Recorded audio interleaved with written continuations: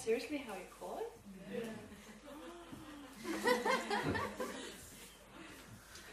Without the microphone, you just call it Madonna. I just call it Madonna because it goes this way, like a... No, it's the best to use it. Because of Madonna, the singer.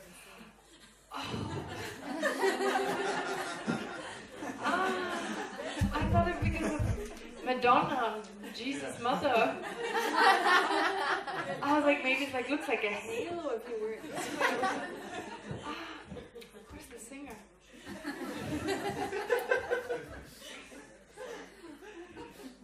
Love touch sometimes. Okay, so well, I trust your motivation is still a positive one. I'm consciously not spending time on that right now, so just generate it. You have this, you know how to do it, you can do it as I talk. Are people missing? Is there some? Okay, yeah, okay, never mind then. Doesn't matter. So we don't need to wait, right? We can just continue. No, that's great, very good. Anyway, we have still quite a bit to go, and of course what you need to be aware of is that this is just an outline. I give you everything we studied, I put into this booklet, and not with all the details, but at least you have an outline, and you have a framework, and you can fill in the details as we go along.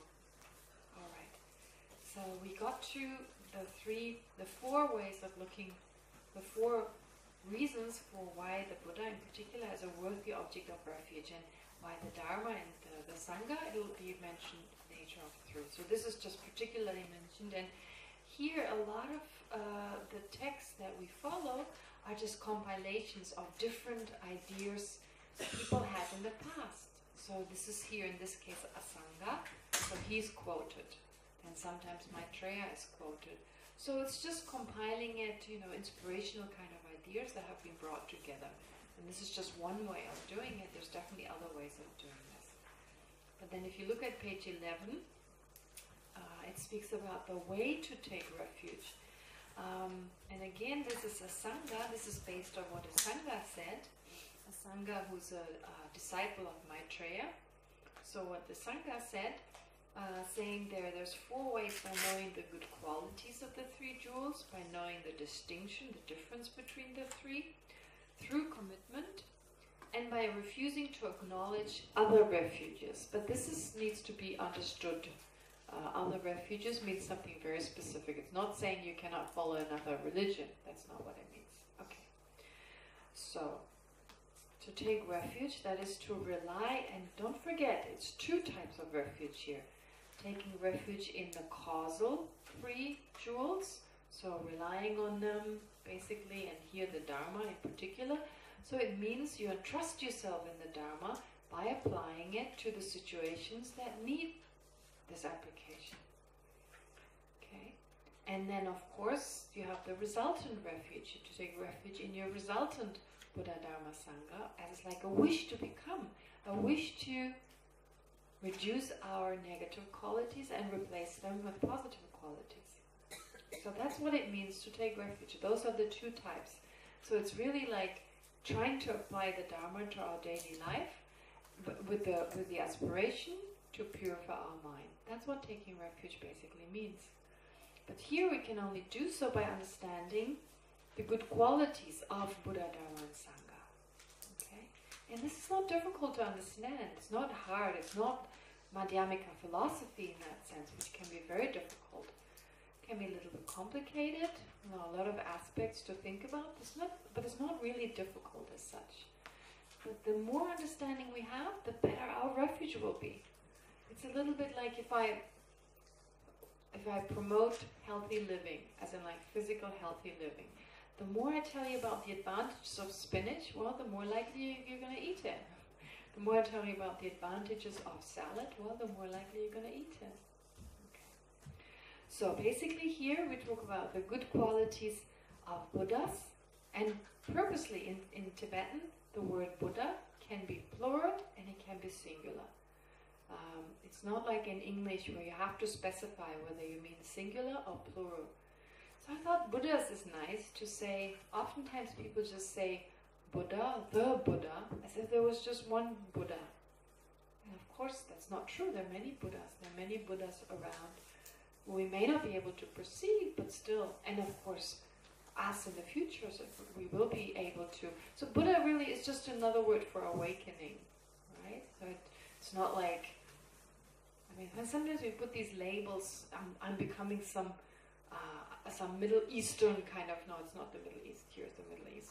Some kind of South Asian kind of person now because I want to become a Buddha. And that's only what people in India and Tibet do. That's not, it just means to awaken, right? Alright, so the good qualities of Buddhas.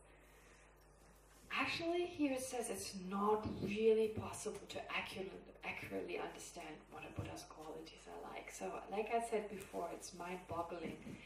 I mean, the way I look at it, another example that works for me, if you are blind since birth, it's very difficult to understand what it means to see blue, right?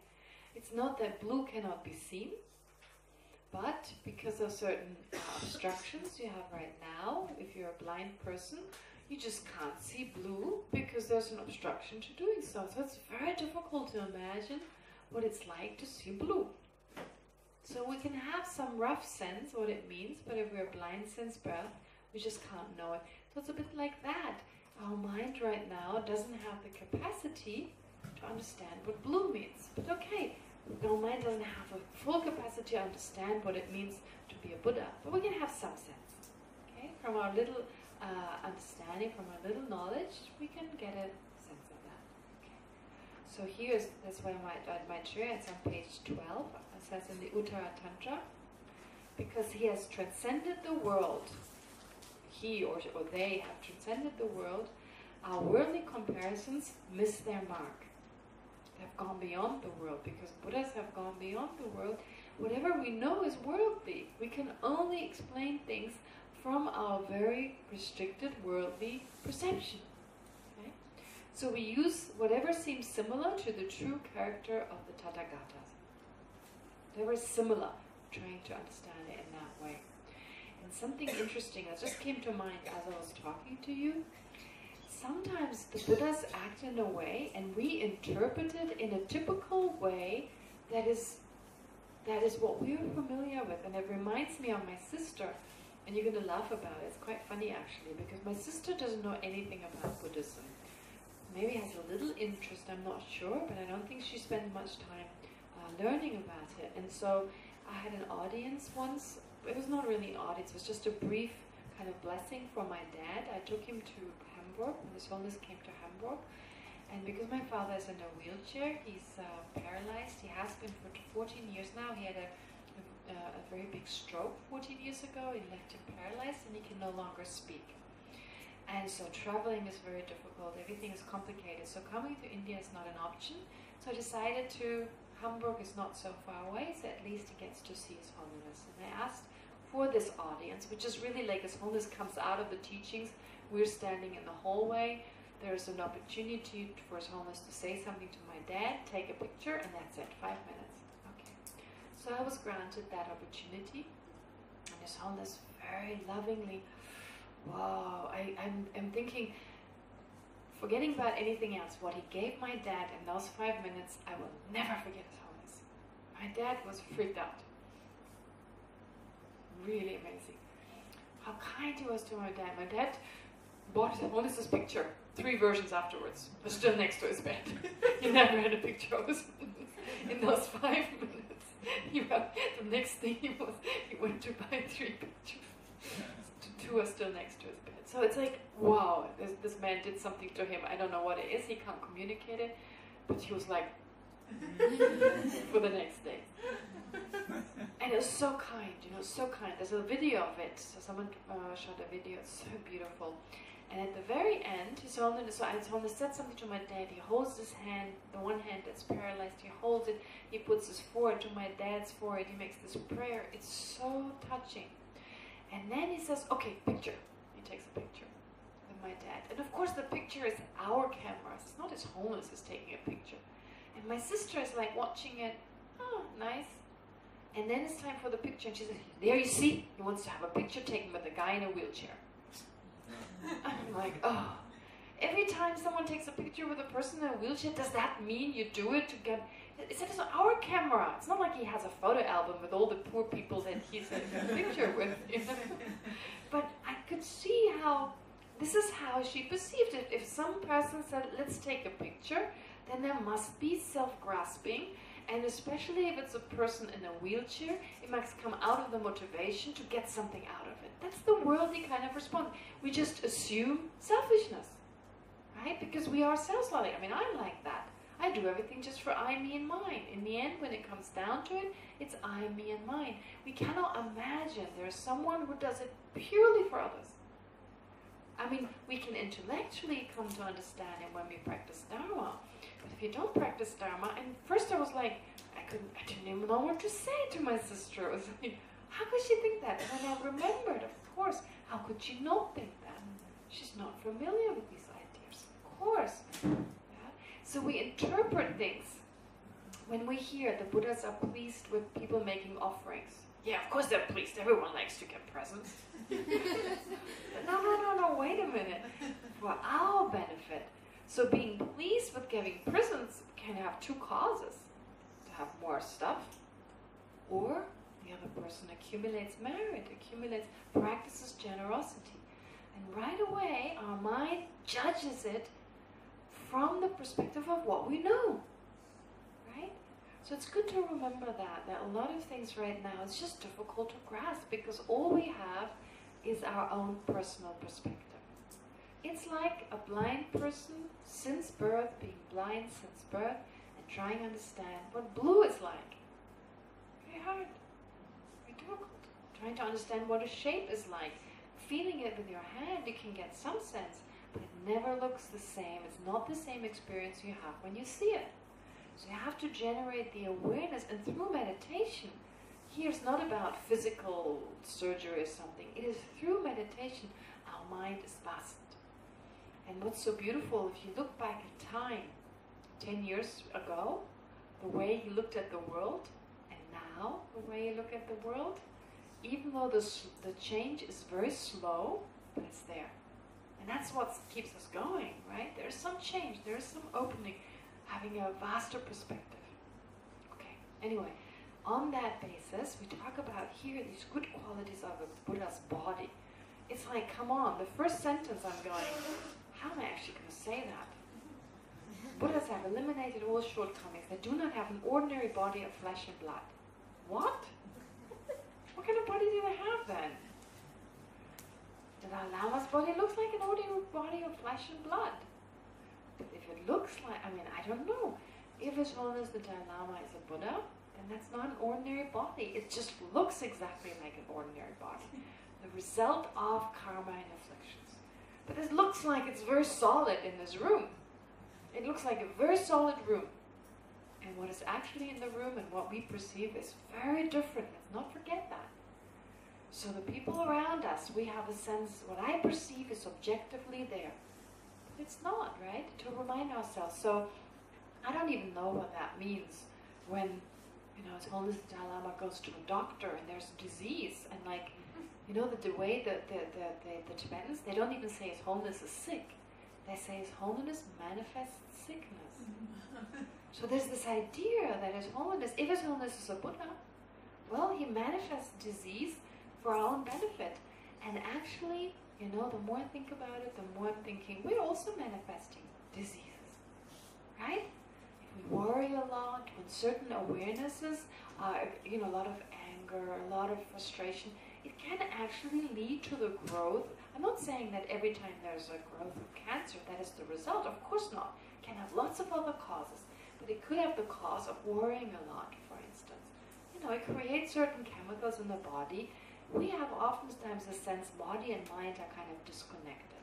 I have a sense, but they're so closely connected. Every time we get angry, we create substances in our body that affect the body, however subtle they are. Every time we generate love, there are substances in the body that affect the body.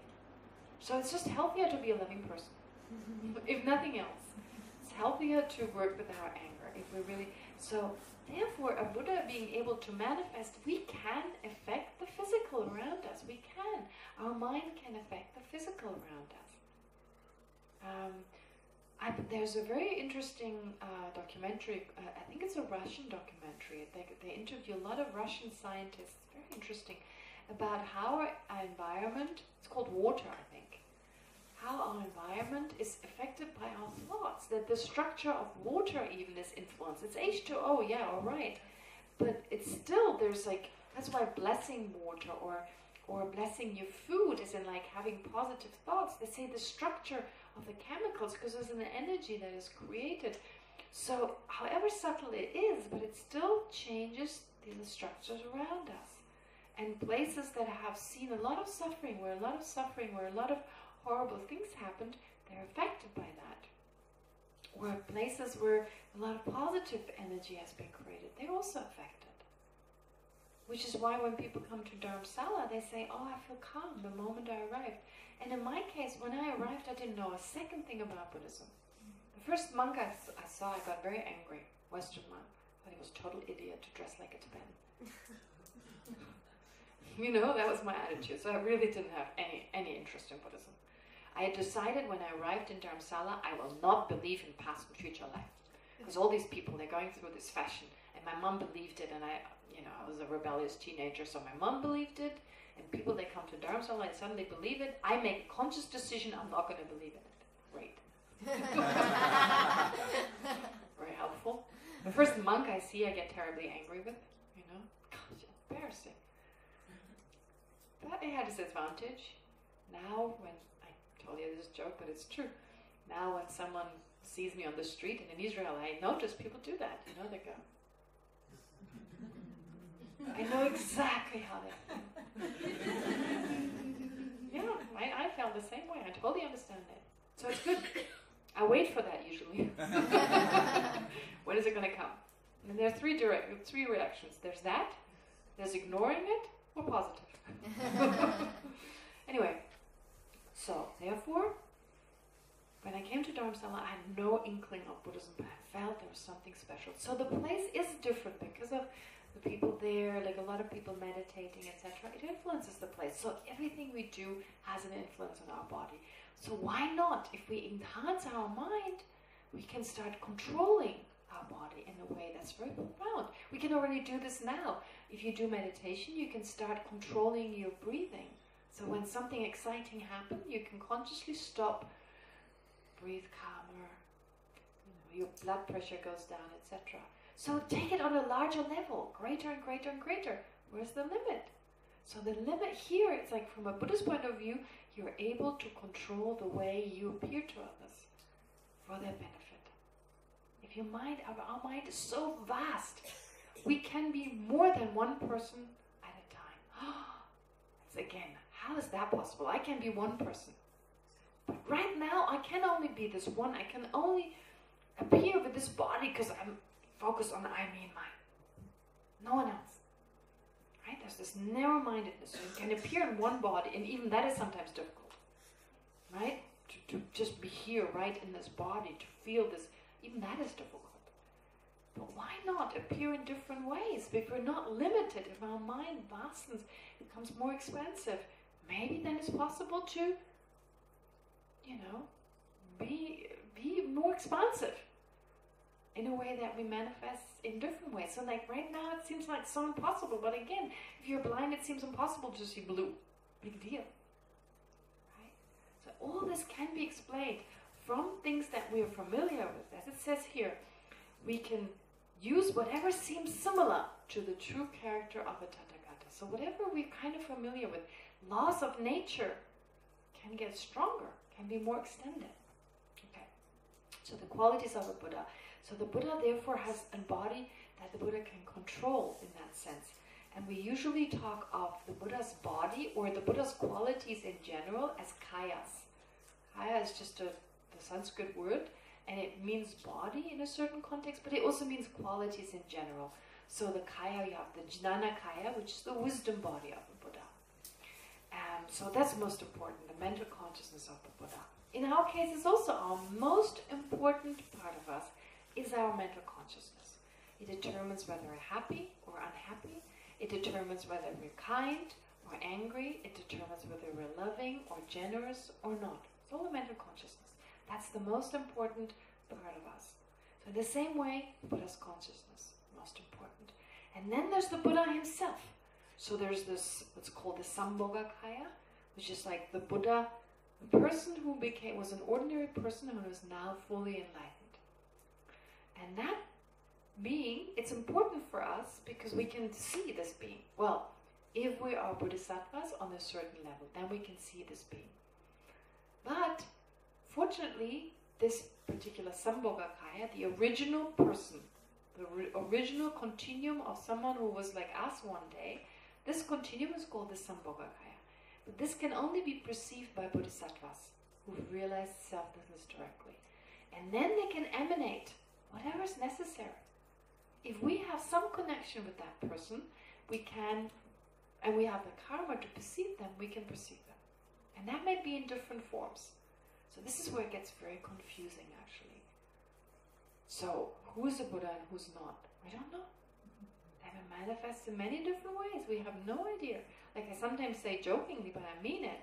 For all I know, you could all be Buddhas, and I'm teaching this here, so you're helping me to continue. Right? And you're just all manifesting for me to accumulate a little bit of merit or whatever. Right? Okay. So, we don't know. And this is, of course, beautiful because then it makes sense to respect others. You never know. Okay. So they can manifest in many different ways. But we need to be ready for it. So these manifestations, they are, the analogy they give is quite beautiful. The reflection of the moon can be seen in the water anywhere, effortlessly. So wherever you have a body of water, the moon can reflect. But only if the water is clear. If it's murky, cannot reflect. So the Buddha's emanations, they can reflect, they can be reflected, they can appear to us, but only if we're open to it. Only if we have that openness to see these enlightened qualities around us. If we're full of hatred and aversion, and the stronger we're self-obsessed, the harder it is to see it. So it's a matter of opening ourselves up. So to be like a clear water, have this attentiveness, that openness to the possibility of enlightened beings. Another analogy is like the Buddhas are like the sun. They shine everywhere. But we have to step out of the shadow to receive, their blessings, if you like, or their enlightenment. So if we keep, no, and keep, then the sun cannot shine. So these analogies are maybe helpful to get a sense that you always need two things. We need Buddhas, Bodhisattvas, but we also need to make an effort. It's always like a twofold relationship, the interdependence of things. You need a Buddha, you need a teacher, but you also need to make, the teacher cannot do it for you, unfortunately. He can show us the path, we have to walk the path. Right? Okay. So, therefore here we're learning to step in the sun, to open ourselves to this, right? To open ourselves to, the teachings, like receiving teachings from someone like His Holiness the Dalai Lama, but also to learn from one another, of course, as the Sangha. Here we are all Sangha, and to apply the Dharma in our everyday life. So understanding the Buddha's qualities is the first step here. Understanding the amazing qualities, as in like relying on the Buddha's teachings, as understanding that this comes from such a person, but also wanting to reach that same state ourselves, to be of benefit to others. So both motivations are there. And the main one is to reach the state ourselves. May we become like that. May we have such a body, and may therefore we rely on the Buddhas, the external Buddha, the other Buddhas who are not our future Buddhas, but causal Buddhas, may they help us to reach that state. Okay. Alright. So here therefore we speak of the Sambhogakaya, which means the actual person, and then there's the Nirmanakaya, the different emanations. And there are different types of Nirmanakaya, different emanations described. And this is not exhaustive. There's the artisan Nirmanakaya, there is the incarnated Nirmanakaya, and the supreme Nirmanakaya. So just for what is mentioned in the scriptures, and I'm sure there are other ones too. The first one is just interesting because you can have Buddhas who are artists. So art is very important. Art is seen as a very important means to convey the teachings. And of course, the art of writing, being able to write scriptures, it's an art, it's composition, right? Being eloquent, writing, for instance, a lot of if you read Shantideva, for instance, okay, some gets lost in translation, so depending on the writer or the translator, they're able to make those words more inspiring or less inspiring. But still, it's like the way they're expressed in this short way, it can be very, very inspiring. And Shantideva himself, if you read, well, the Sanskrit, you can read the Sanskrit, or even the Tibetan translation, it's beautiful. It's very, very beautiful, has a certain rhythm to it. So basically, conveying the Dharma in poetry is art. A person is an artist when doing so. So that's the most important form of art, of conveying teachings through the written word. But then there's also through images, like the tankas, for instance, right? I mean, again, it's not about decorating your room with Buddhas and so forth. So it's just psychology. It's purely psychology.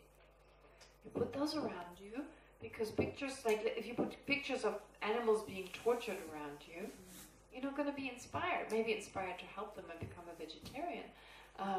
But basically these pictures, the calmness, what they stand for, they're just symbolic. Even the colors have an influence on us. Right? It's said to have a certain influence on us. So every color on a subconscious level, that's why each meditational deity, each Buddha figure has a specific color. It's not a coincidence that the color of peace is white. So when you give up, you use a white flag, not a red one. Use a white one because it resembles peace. It stands for peace, right? And darkness is like roughness. Red is like some of the red. It's wrathful. It has this kind of sense of energy, a powerful energy. So anyway, all these even the negative emotions, they have colors, and then the positive ones, they have colors. So envy is green. It's so interesting, we say in English, green with envy, right? And then green also stands for swiftness, the wind. So some association with the wind being green. So power, therefore, is green. It's the swift one who resembles the enlightened activities of Buddhas. So anyway, this is all psychology. It's only because we as humans associated with that, then that's what it is. Okay. The other way I look at it is like prostrations, for instance, doing these prostrations. Now I'm aware of the Jewish tradition of not prostrating. But that is a different reason for doing it. It's quite different. It's a different reason for doing it. In Buddhism, it has a totally different meaning. First of all, bowing is mental. Bowing is totally mental. The physical thing, if there's nothing mental, you don't call it prostrating or bowing, you call it exercise. That's all it is. It's sports, it's exercise, It's good for you, maybe your muscles, your belly muscles, whatever. But the reason we're doing it, or the reason it's done, it's a physical kind of opening. So you have this thought, I lower myself, in the sense that we live in a world where there's gravity. So gravity means if you want to pour something into another vessel, if you want to receive something, right? Pouring from a bottle to a glass, you have to lower the glass. You cannot pour into a glass hoping that the liquid goes up.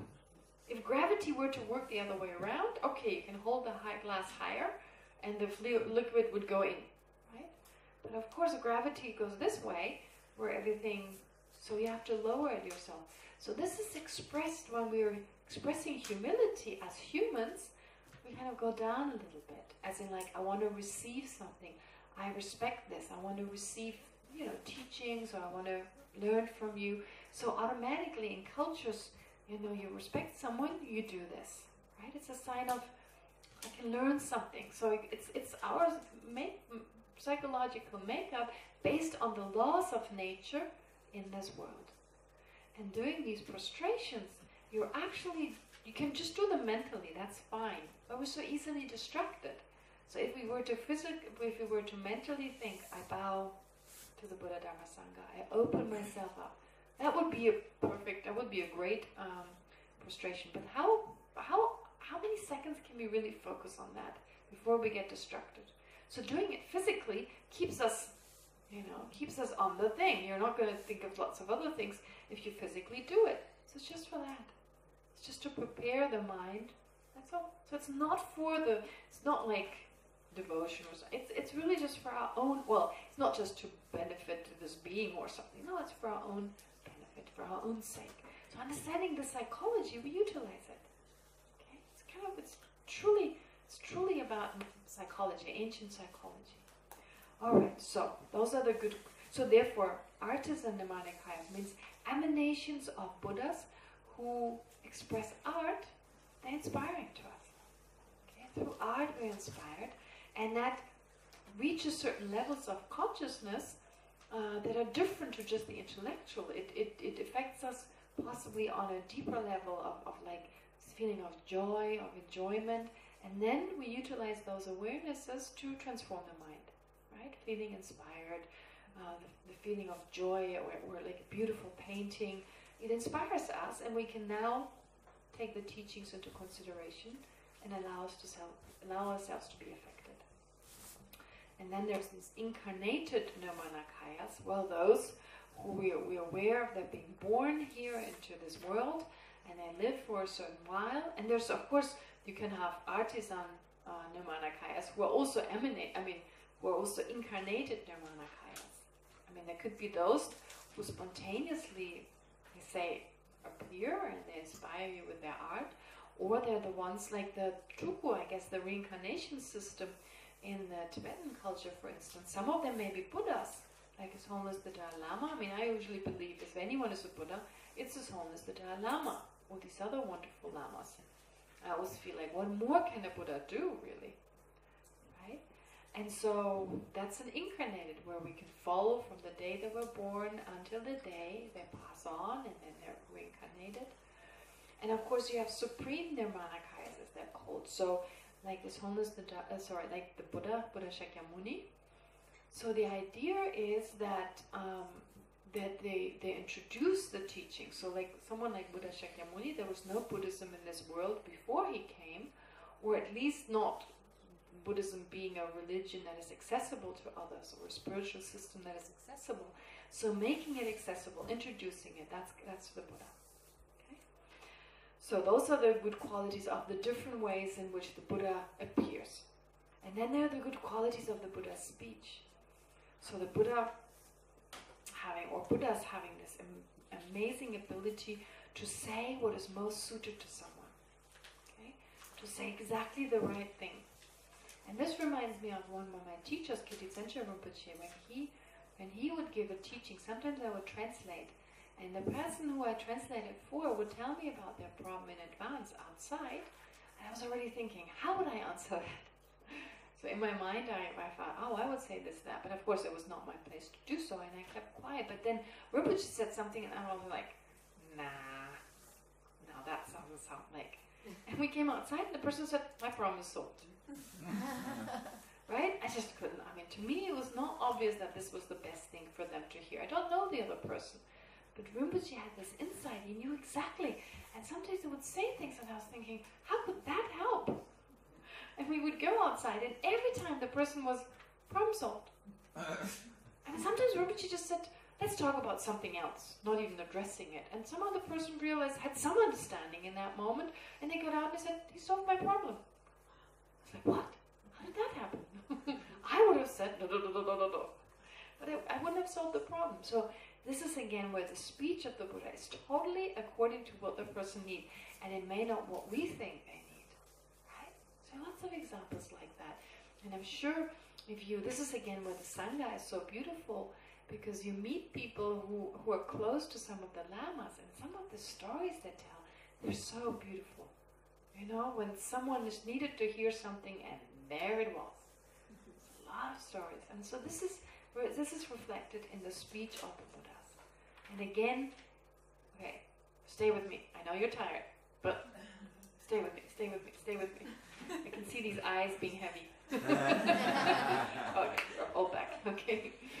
It's all of you. Or many of you. Okay, so therefore, with regard to the speech, so we can see it reflected in the lamas. You know, we can see it reflected in the lamas. Oh yeah, that's good. Better to be cold. No, I'm kidding. Cold, but awake. No, of course not. All right. So, and then here you see this exactly explained here, that the words of the Buddha calms those who are worried or distressed, delights those who are depressed and unhappy, and restrains those who are behaving recklessly. It's quite inspiring. All right, so this is what about that. This is with regard to the speech, and then with regards to the qualities of the mind, well, incredible understanding and incredible compassion. Okay, and then there are the good qualities of the Buddha's enlightened activities, and I already mentioned it to some degree, but basically, always there, always ready to be there for others. So if we have the fortune for there to be a teacher, well, they're actually always ready there. We just have to open ourselves up, and it takes me to another, just a brief thing. We also have a very narrow-minded way of thinking of the lamas. We have a sense we have to be physically around them, but that's not true. You take one of the most famous relationship of student and disciple, think of Milarepa and Marpa. If you've heard of them, Milarepa and Marpa. Well, Milarepa, he spent a relatively short time with Marpa. And during that time, he built towers, tore them down, built towers, tore them down. So in order to purify his negativity, he did all these incredible activities. He had to build towers, etc. And then the time he spent with Marpa was then after that. You know, he finally received the teachings. And after he received the teachings, he went off to meditate and didn't meet his teacher. Well, I think he met him once or twice again, but he basically lived away from his teacher. So that shows that we don't need to be around our teachers all the time. That the strongest connection comes from mentally connecting to them, from remembering them, remembering their, kind of connecting with them mentally in the sense of like thinking of His Holiness, just reflecting upon His Holiness, being inspired by what he said, and practicing, of course. That makes us feel strongest to the Lama. So just thinking of the enlightened mind of His Holiness, for instance. So just think of these qualities and taking refuge in that, even if we're not in their presence. It's possible that you're in the presence of a Lama and don't have that attitude, and then there's only grasping. That's a huge problem, because our grasping attitude, we carry that around us all the time, and it latches onto anything we find attractive, even from a spiritual point of view, attractive in the sense of like beneficial. So oftentimes the ordinary mind wants to get attention, wants to be physically around the person, wants to, that's just the ordinary mind, and it's natural, of course, and we all have that. But to watch that mind, because we don't get the full experience of being with this person. I think that's quite important to be aware. We miss out. Just to always see, no matter what they say, what they do, to connect to them on a spiritual level. Am I making sense? So even you're not in their presence, but just being inspired with what they say, take their teachings every now, read it, and take any teaching you get by one of those lamas as a personal instruction. This is said to me. This applies to me. How can it doesn't have to be much. And this is why I like to do these meditations, that I would like to train you or get you in the habit that when you hear something, you take it as a personal instruction, such as then you sit down and reflect upon it and internalize it a little bit. Then it's not just an intellectual understanding, but it goes a little deeper. Okay, so I'm getting ready to do a meditation. But now let's just quickly say a little bit about the good qualities of the Dharma. And of course, so this is basically here, so the enlightened activities, so there's the quality of the Buddha's body, heard about that, the Buddha's speech, the Buddha's mind, his incredible compassion and knowledge, and the qualities of his enlightened activities, always working for our benefit. If we open ourselves up, right there they're working for our benefit. It's not like, no, right now they're busy with that person. They're not working for my benefit. They're working for everyone's benefit. That's again very difficult. We can only pay attention to one person, but they can, like a room full of people, they can be exactly focused on each and every person in that room. So if that's the case, they can do it even if they're not here right now. And we need to only open ourselves to their teachings right away. Right? So therefore, considering this, and of course, more important than the person is what they teach. More important is what they teach. But they embody the teachings. That's what's so inspiring. They embody those teachings. So whatever you learn about the Dharma, they live it. And that inspires us to do the same thing. But we need to look at the qualities foremost. We need to mainly look at those qualities. And of course, those qualities are the different techniques of how to reduce anger, how to reduce jealousy and so forth, how to reduce feelings of guilt. Feelings of guilt. It's a kind of self-contempt. It's a kind of self-hatred. Okay? It's a kind of, it's not being able, and I just want to say that because I've not said enough about this.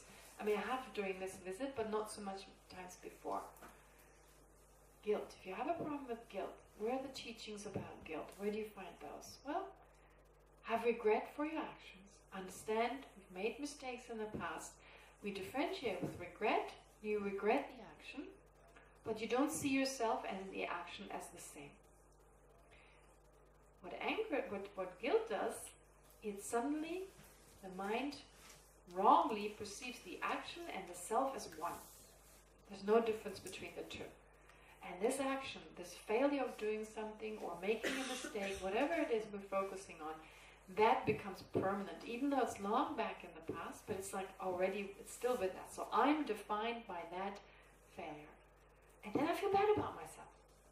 Okay, that's an exaggerated way of just looking at an action I've done in the past, a way it was a mistake, let's move on, but let's be determined, I try and change it. Change it when the opportunity offers itself. And then I make another mistake, so you pick yourself up and you again try. Right? It's kind of like you fall down and you pick yourself up again. Make a mistake, okay, recognize the mistake, analyze it, see where you can change, be determined, have the wish to change or the resolve to change, and try again, try again, try again. That's it. It's nothing to hate yourself. It's just an exaggerated reaction. Guilt is just an exaggerated reaction when it's no longer focused on the action, but seeing this action and oneself as one. Big problem. So remember, that's exactly what it says in the Dharma. Differentiate between the action and the person. So don't be angry with the person. Have contempt for the action. Regard that as negative. Okay? When you're attached to a person, whatever it is they do well, see that as different from the person. If we have attachment even towards the Lama, focus on the Dharma. We don't get attached to the Dharma, we get attached to the person. Okay? To differentiate between the Dharma. That's really what we need. We don't need the person to smile at us. We don't need the person to tell us something positive. In fact, we don't want them to tell us something positive. We don't want our ego to grow bigger. If your Lama scolds you and treats you roughly, we should say thank you. Very kind. Very kind. If we have a Lama-student relationship, I know it's really difficult. We have a sense it's the opposite. They should be kind to us, make us feel good. But no, they don't, because our ego will hit the roof. It's better to bring out the sense of ego, do things, say things that are like, whoa, where the ego is right away involved. So actually they say, if you rely on your teacher correctly, then when the teacher scolds you, in your mind you feel, thank you very much. Thank you for showing me how to do it. Right? Okay, so that attitude, if we can generate that attitude, that's the